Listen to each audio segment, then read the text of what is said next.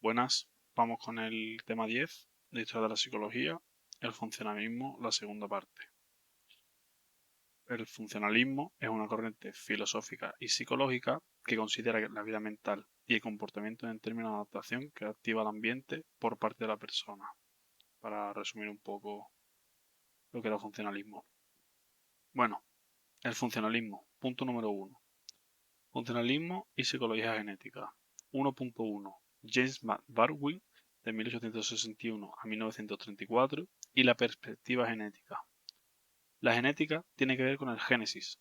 ¿Y qué es el génesis? El origen y el desarrollo. Aquí la genética no tiene que ver con los genes. En cierto sentido, la psicología funcionalista es toda ella genética y se ocupa del desarrollo de las capacidades, funciones psicológicas.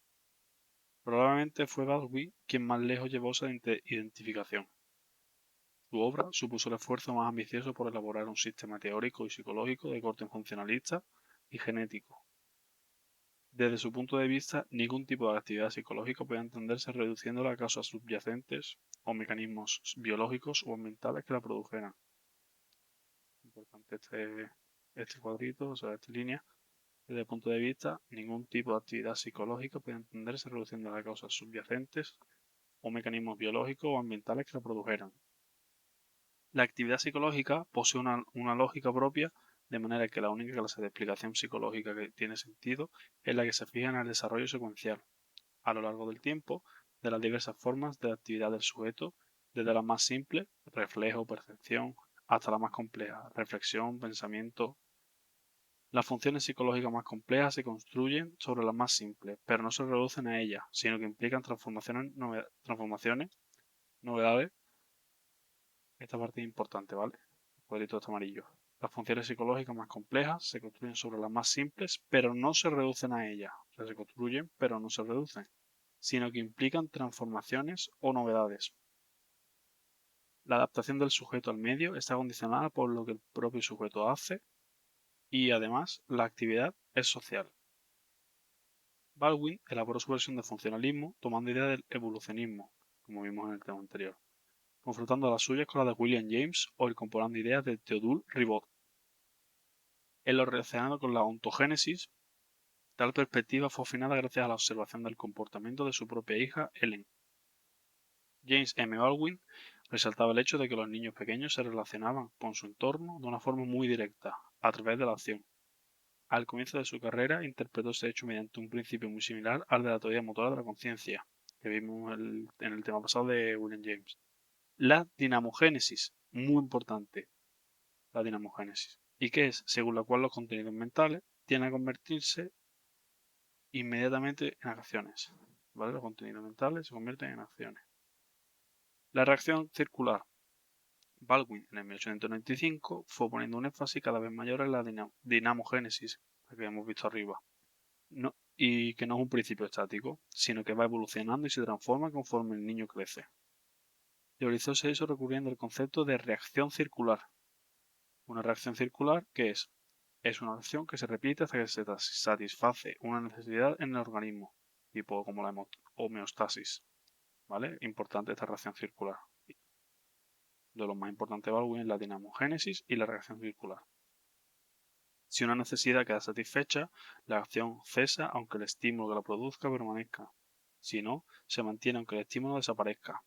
Por ejemplo, un bebé que sigue succionando unos segundos después de que se le quite el pezón. No hay, por tanto, una relación mecánica o simétrica entre estímulo y respuesta. Además, estas reacciones se desarrollan y van ganando complejidad. Van variando. Este proceso de desarrollo se vuelve cada vez más complejo y pronto incluye una relación jerárquica entre diferentes tipos de reacción circular. Las distintas reacciones se coordinan entre sí y se ponen unas al servicio de otras. La imitación. Baldwin subraya que el ser humano no actúa en solitario. Es la relación con los demás lo que permite que uno acabe percibiéndose a sí mismo como un sujeto individual entre otros que también lo son. Este proceso comienza al poco tiempo de nacer. Al principio de la ontogenia, el sujeto no se distingue a sí mismo con claridad ni de los objetos ni de otro sujeto. Es solo a través del trato con los demás, como el niño pequeño acaba siendo consciente de que él es un yo y los demás también lo son. cada cual con su estilo de acción característico, su personalidad. Por tanto, el yo se forma socialmente. Importante esto. La parte donde el yo se forma socialmente. Baldwin afirmaba que este proceso se basa en la imitación, que es la copia activa. No es hacer lo que otro hace, sino reconstruirlo individualmente y por tanto con modificaciones. Definición de imitación importante también. Esta parte. Que no es hacer lo que otro hace, sino reconstruirlo individualmente. Y por tanto con modificaciones. Para Baldwin, la imitación era la versión social de la reacción circular. La reacción circular, el primer paso que hemos visto de Baldwin, pues la imitación era la versión social de la reacción circular. Esta es la base psicológica del progreso social. Cada sujeto recibe una herencia social, hábitos, destrezas, conocimientos, etc., que constituye el bagaje con el que cuentan a la hora de actuar, y el actuar genera novedades, nuevas formas de acción, que, si se extienden entre el número suficiente de personas y se institucionalizan, terminan formando parte de la herencia social de la siguiente generación. Y el tercero y por último, la selección orgánica. La idea de la herencia social también le servía a Baldwin para subrayar que la actividad de los sujetos interviene en la evolución biológica. La ontogénesis repercute en la filogénesis, porque las habilidades de cada sujeto recibe de sus mayores le permiten sobrevivir y modificar el entorno según sus necesidades, lo que le protege contra la acción descarnada de la selección natural.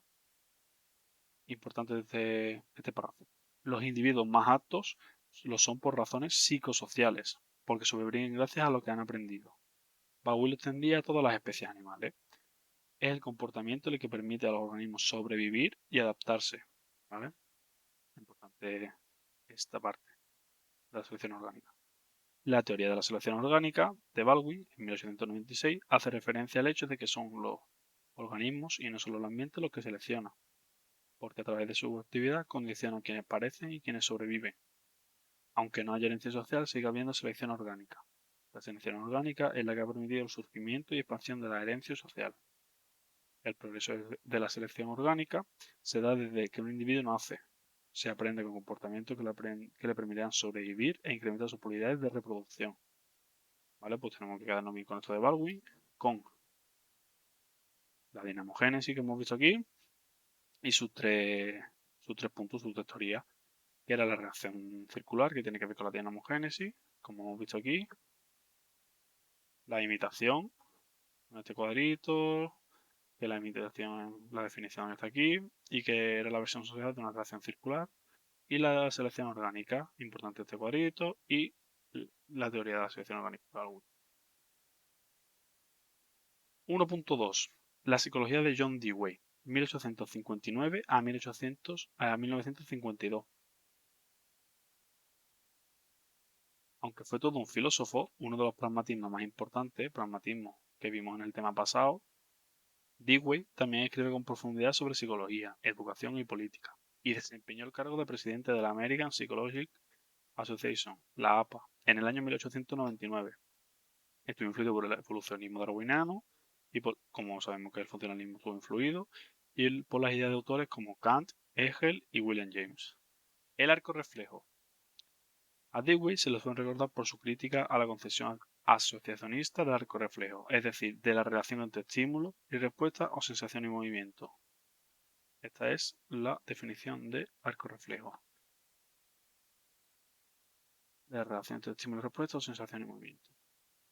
Según él, el comportamiento no consiste en un conjunto de respuestas automáticas a unos estímulos recibidos pasivamente. No hay una asociación mecánica entre estímulos y respuestas. Ante todo, porque los estímulos y las respuestas ni siquiera existen como realidades independientes. En definitiva, son la misma cosa vista desde dos perspectivas diferentes. Aquello que la función asimilada es el estímulo y la propia función repitiéndose y transformándose es la respuesta. Importante este cuadrito. La función asimilada es el estímulo y la propia función repitiendo y transformándose la respuesta. Así que para Dewey el acto reflejo es en realidad un circuito, una circunferencia. Importante lo que es el arco reflejo. Porque sus extremos se unen y no es un reflejo, sino funcional, porque se unen sus extremos. Entonces como un círculo, o un circuito o una circunferencia. Y no es reflejo, sino funcional. Una estimulación física solo se convierte en el estímulo psicológico cuando es funcionalmente relevante. es decir, significativo para lo que el sujeto está haciendo en ese momento. Y un movimiento corporal solo se convierte en una respuesta en sentido psicológico cuando incluye algún propósito orientado a un fin. Dewey proponía en un primer plano el desarrollo como clave para entender las funciones psicológicas. Esta línea donde el desarrollo es clave para entender las funciones psicológicas. Su vida las plasmó en un manual escrito en el 1887. Contempla la actividad psicológica de acuerdo con una estructura tripartita en la que se distinguían, importante también la actividad psicológica en esta estructura, donde hay tres cuadritos, ¿vale? El instinto, el hábito y la inteligencia. Vamos a verlo. El instinto, comportamiento heredado e innato. El hábito, comportamiento aprendido y estabilizado. La inteligencia y comportamiento consciente ante novedades. Y estos tres juntos era lo que Dewey decía de la actividad psicológica. La idea de la inteligencia o pensamiento como motor de cambio y adaptación activa de entorno era típica de Dewey. Individuo y sociedad. Uno de los temas que más preocupaba a Dewey era la relación entre individuo y sociedad. Deseaba respaldar psicológicamente algún tipo de armonía entre ambos. Con ello evitaba el viejo individualismo, la concepción de los sujetos como seres aislados que compiten entre sí y cuyo comportamiento se guía por intereses egoístas y por la maximización del beneficio propio, del viejo individualismo. La concepción de los sujetos como seres aislados que compiten entre sí y cuyo comportamiento se guía por intereses egoístas y por la maximización del beneficio propio, es decir, egoísta, vamos. Dewey creía que esa concepción se basaba en una idea de la naturaleza insostenible, que cada sujeto nace siendo un individuo con intereses específicos. Para él, el individuo solo llega a ser como un tal gracias a su relación con los demás. En realidad, la distinción misma entre individuo y sociedad era falaz. La sociedad no existe sin los individuos, pero tampoco esto sin ella. Por eso Dewey no subordinaba los intereses individuales a los colectivos.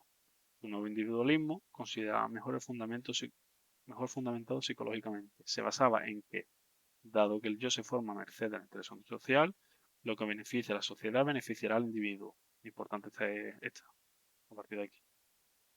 Se basaba en que, dado que el yo se forma a su merced de la interacción social, lo que beneficia a la sociedad beneficiará al individuo. Proponía un modelo de sociedad con garantía de bienestar y participación. Una sociedad radicalmente democrática. Dewey era consciente de que toda teoría psicológica va ligada a una política, porque las intervenciones de los psicólogos en la sociedad y sobre los individuos promueven determinadas opciones vitales en detrimento de otras. Punto 2. Otros desarrollos del funcionalismo. 2.1. Mary Wilton Calkins, de 1863 a 1930, y la psicología del yo. Mary W. Calkins fue una funcionalista que definió la psicología como la ciencia del yo.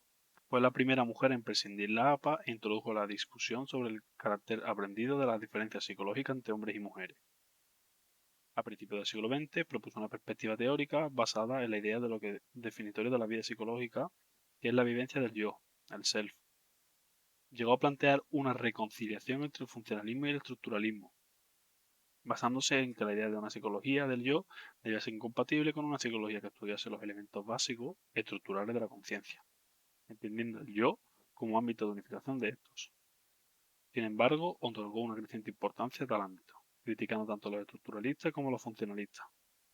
Calkin defendía que el yo era un objeto de estudio científico legítimo y susceptible de introspección experimental. Años después, los conductistas reprueban dichas ideas.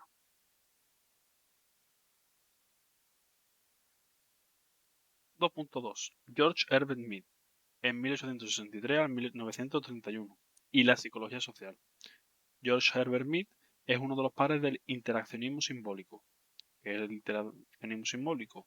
La corriente sociológica y de psicología sociales en la cual las relaciones sociales y el comportamiento humano han de entenderse de acuerdo con los significados que las personas otorgan y a la conducta de las demás personas.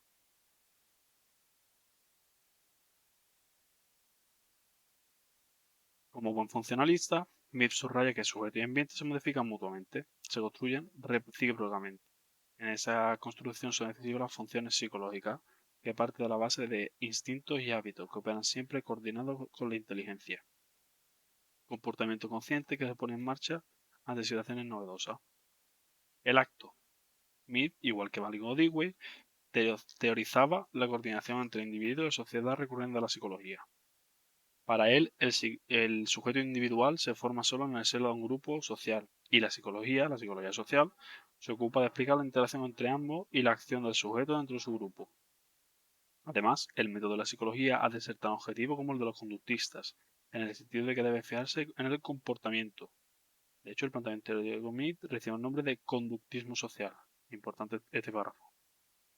Donde debe fijarse en el comportamiento y conductismo social. A la hora de estudiar el comportamiento, Mead recurre al acto. Un acto que es un impulso que mantiene el proceso vital mediante la selección de cierta clase de estímulos que necesita. De todos modos, el organismo crea su ambiente, siendo los estímulos los medios y la inteligencia el medio para seleccionar dichos estímulos.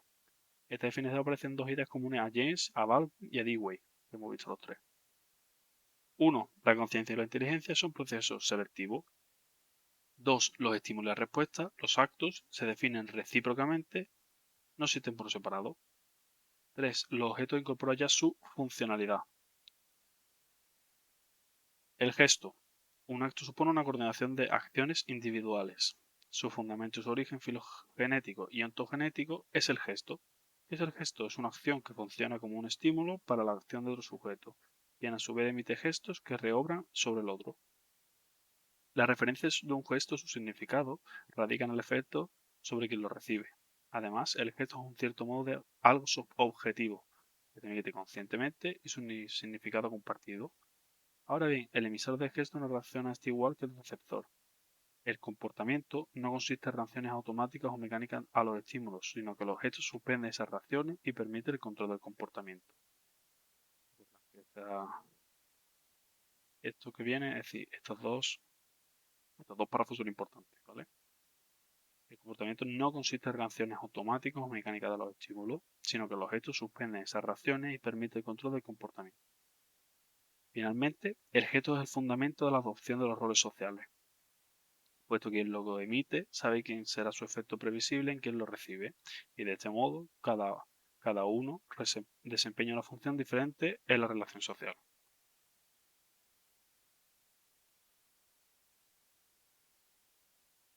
El lenguaje y pensamiento. Según Mead, el lenguaje y pensamiento potencian la acción del gesto. Gracias a ellos, ni siquiera es necesario emitir directamente gestos. Basta con pensarlos. Gracias al lenguaje y al pensamiento, los gestos se interiorizan. Por otro lado, dado que los gestos carecen de sentido fuera de la interacción social, el pensamiento es constitutivamente social. Mead hace hincapié en que el sentido del yo no procede del interior, sino del exterior, de la respuesta de lo que los demás sujetos dan a las acciones que uno realiza. Importante esto. El sentido del yo no procede del interior, sino del exterior. Puesto que uno no se puede percibir a sí mismo directamente, pero sí puede percibir de manera directa a los demás. El único modo indirecto que uno tiene de percibirse a sí mismo es haciendo una equivalencia con lo que percibe en los demás. Mead otorga una importancia esencial al lenguaje como medio a través del cual cada sujeto se convierte en alguien con conciencia de sí mismo y de su rol social. El otro generalizado. Mead llamaba al otro generalizado al conjunto de disposiciones funcionales de todos los sujetos, en los cuales uno se refleja. ¿Vale? Importante esta definición. Las disposiciones funcionales son las estructuras de las acciones del sujeto, inextricablemente ligadas a los objetos sobre los cuales recaen esas acciones. Objetos que no son meras cosas físicas, sino invitaciones a la acción. El otro generalizado es la comunidad a la cual pertenece el individuo. Una comunidad que se entiende en términos de un determinado conjunto de actividades, valores, sentimientos, creencias, hábitos, etc. ¿Vale? El otro generalizado es la comunidad. El otro generalizado es la comunidad a la cual pertenece el individuo. Una comunidad, pues ya lo saben. Un conjunto de actitudes, valores, sentimientos, creencias, hábitos, etc. Y busca un principio de armonización entre el individuo y la sociedad. Supone que el individuo es activo y que no puede existir sin su entorno social. El concepto de otro generalizado da cuenta de la coordinación entre individuo y sociedad y tiende a universalizarse. 2.3. Arlan y David Wicks. de 1871 a 1936, y la psicología del ciudadano. El progresismo americano fue un movimiento heterogéneo a principios del siglo XX. Influyó en las medidas legislativas de los presidentes Roosevelt y Wilson. Los progresistas reaccionaban contra fenómenos típicos del capitalismo de entonces ligados a la cuestión social. Dewey fue uno de los máximos representantes del progresismo, y Arland D. Weeks fue otro de los progresistas representativos de lo que era un intelectual progresista norteamericano de su época. Escribió el libro Psicología de la Ciudadanía, donde planteaba una especie de utopía democrática en la que todos los ciudadanos están formados para elegir quienes debían tomar las decisiones políticas, basándose en criterios científicos y en la puesta a prueba y corrección de las reformas. De diferentes maneras, los funcionalistas y los conductistas lo llevaron a cabo. Punto 3. La psicología comparada. La psicología comparada es el estudio de las actividades de todos los seres vivos. Importante definición, ¿vale? Lo que es la psicología comparada. Estudio de las actividades de todos los seres vivos. El adjetivo comparada denota la intención de relacionar y contrastar las capacidades psicológicas de las diferentes especies. El motor de la psicología comparada moderna fue el darwinismo. Se supone que la continuidad evolutiva entre animales y seres humanos debía ser también una continuidad psicológica.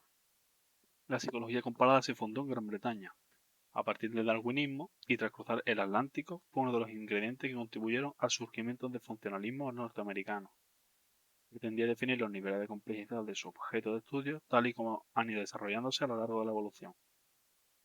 Contribuían a que las actividades psicológicas dejaran de considerarse cosas, facultades que se poseen o no se poseen, o se considerasen como actividades o procesos, funciones. Hemos visto cuatro características importantes de lo que es la psicología comparada.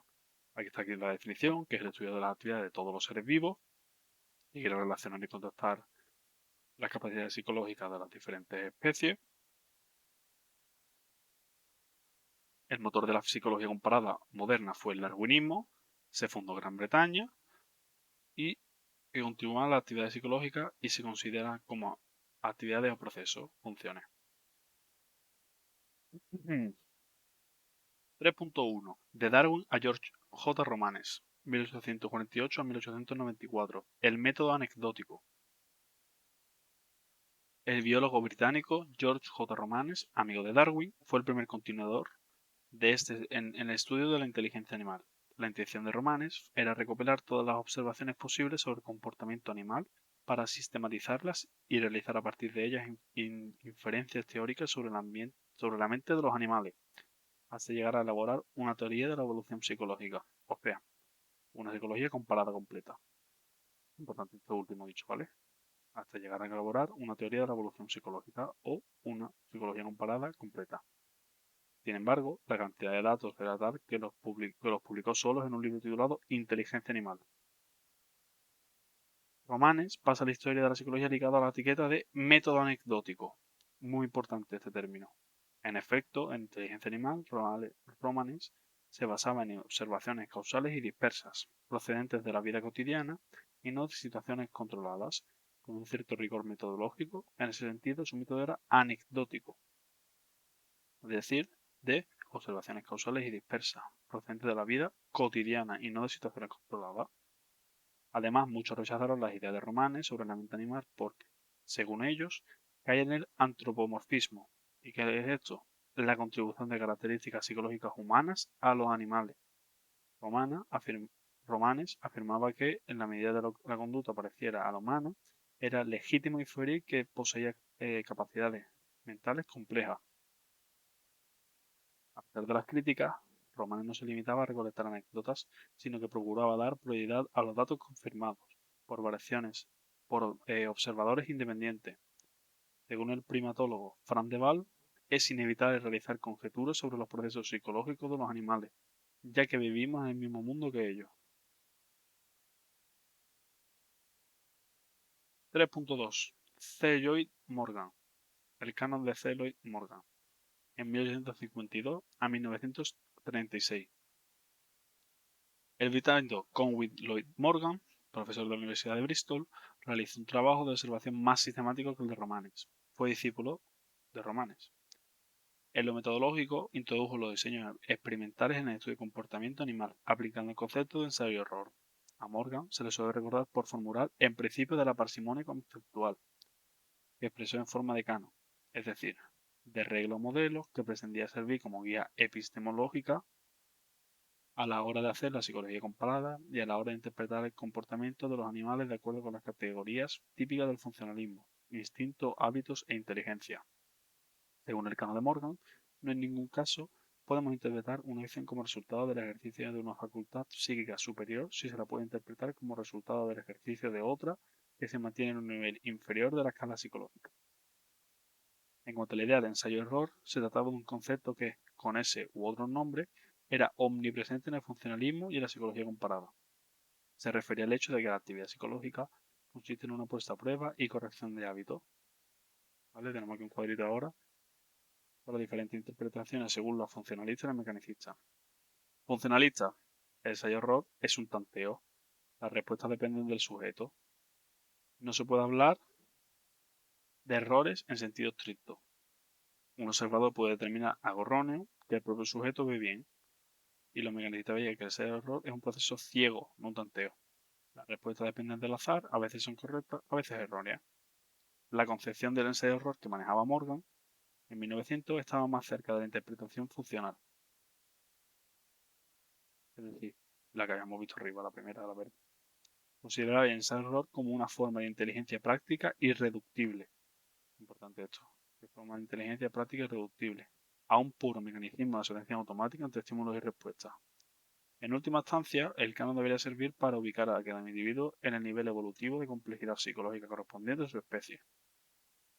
3.3. Mecanicismo o función. Jacques Loeb, en el 1859 a 1924, frente a Herbert S. Jennings, de 1868 a 1947. El problema de este tema es que tiene muchos autores y muchas ideas, y entonces lo suyo es aprenderte ciertas ideas, lo más importante, o al menos tener una idea de cada uno, un poquito. Son muchos autores del funcionalismo. Y aparte están también William James y Engel, que lo vimos en el tema anterior. Jacques Loeb fue un biólogo alemán que tomó de la botánica el concepto de tropismo y lo aplicó al estudio del comportamiento animal, especialmente el de los organismos inferiores. Los tropismos son movimientos automáticos y estereotipados de las plantas en respuesta a la estimulación física. Loeb afirmaba que los microorganismos actuaban por tropismos, con movimientos fijos no modificables, y afirmaba que todo el comportamiento animal y humano podía aplicarse reduciéndolo a tropismo. Lo más importante de Loeb es esto: los tropismos, lo que es los movimientos automáticos y estereotipados de las plantas, y que el comportamiento animal y humano podría explicarse reduciéndose a estos tropismos. Defende abiertamente una concepción mecanicista de la biología y la psicología.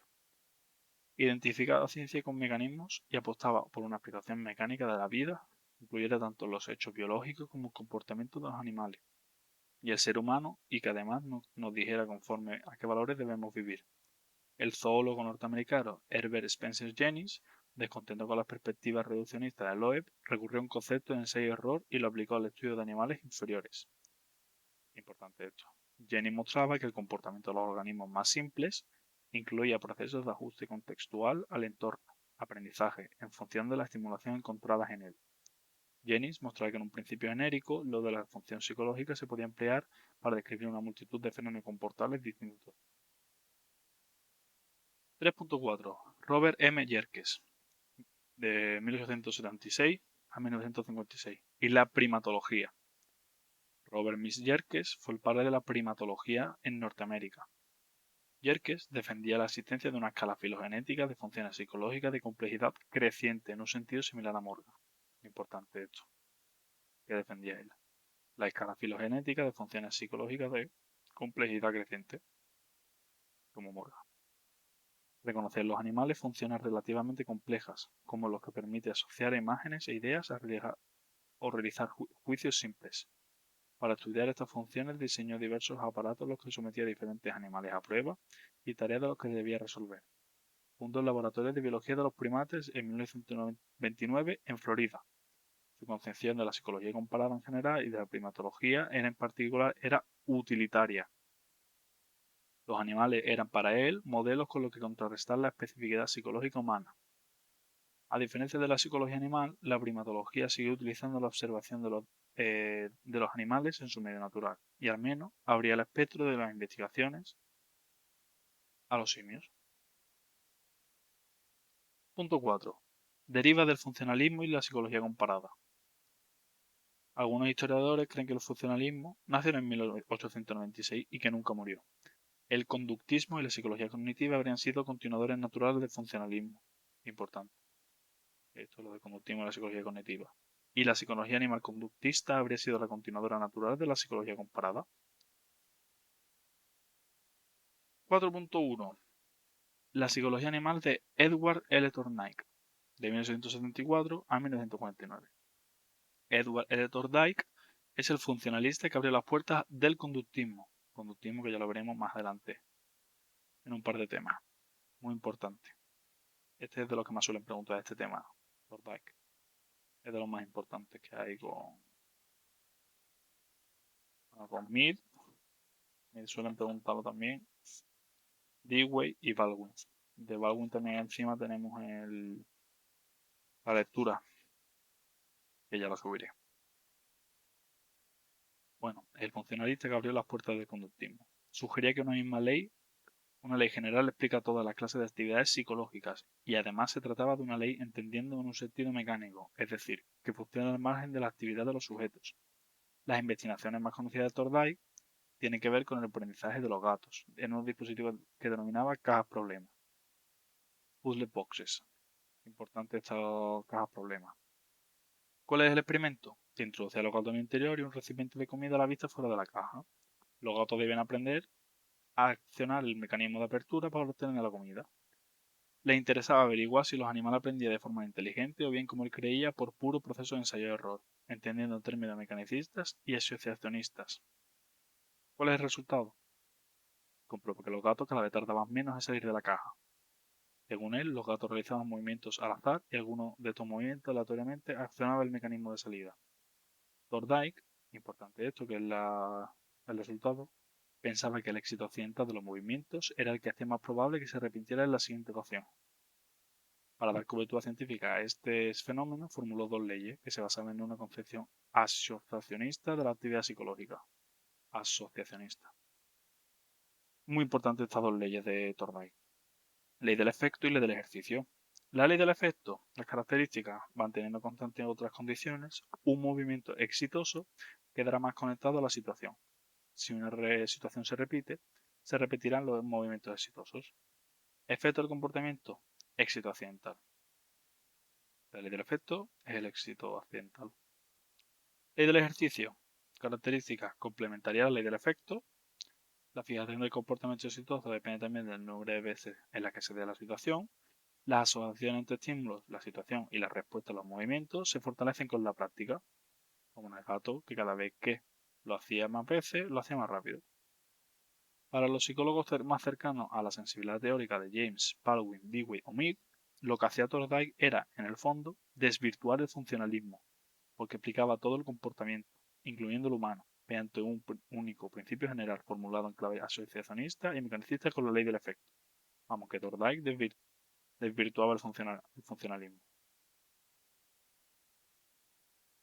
De las tres dimensiones de la actividad que solían contemplar los funcionalistas, instinto, hábito e inteligencia. A Thorndike solo le interesaban las dos primeras, el instinto y el hábito. Importante, ahora no suele preguntar qué es lo que le interesaba a Thorndike. De estas tres solo le interesaban el instinto y el hábito, la inteligencia no.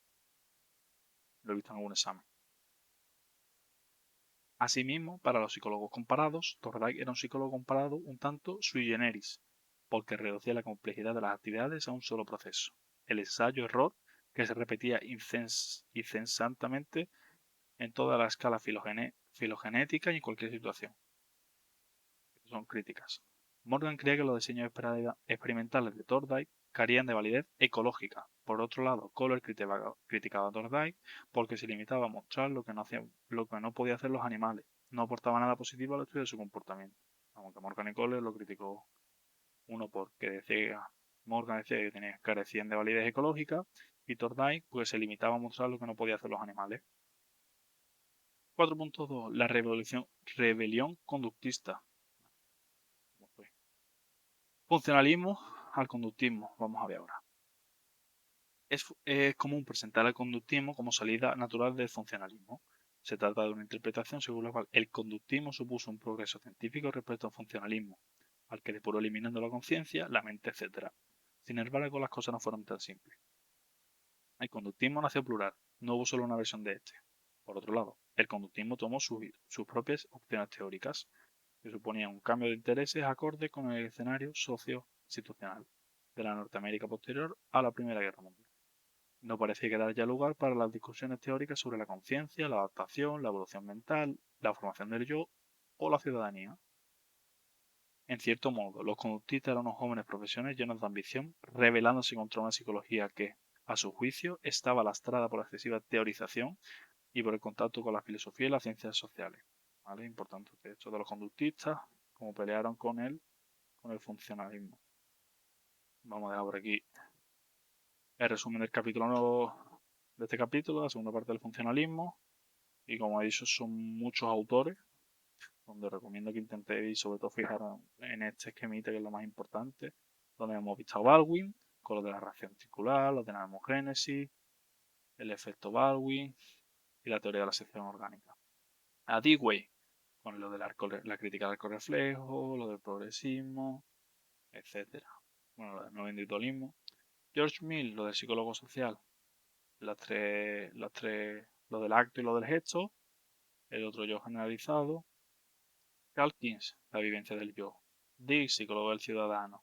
Romanes, el psicólogo comparado, el padre de psicología comparada. Morgan, el ensayo de error. Lowe, psicólogo comparado del tropismo, hemos visto lo del tropismo, lo de los movimientos automáticos. Yerkes, psicólogo comparado, el padre de la primatología. Y Tishner, que lo hemos visto ahora, lo de los gatos, psicólogo comparado, psicólogo funcionalista. Lo de la caja problema de los gatos, sus dos leyes, la del efecto y la del ejercicio. Y vamos, yo si me tuviera que quedar, me quedaría con Baldwin, Dewey, Mead y Tishner. Los otros más o menos, a ver un poquito. Pues nada, ánimo y venga, seguimos.